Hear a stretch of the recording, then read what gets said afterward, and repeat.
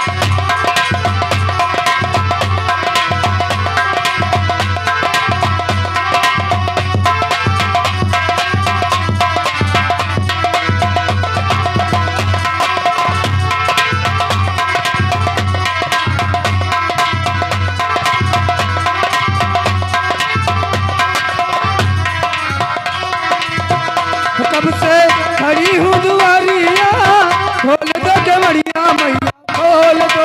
हाँ कब से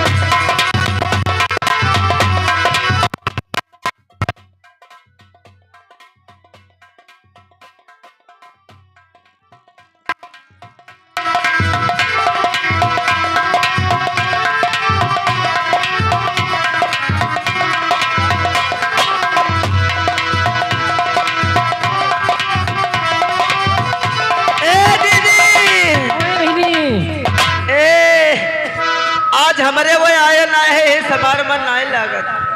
अरे उन्हें कहाँ चला गई? तो अरे आशिक बुलाओ, ये बहनी ना आया है तो तू ही बुलाओ बहनी। बुलाओ बहनी बुलाओ। हेलो हेलो हाँ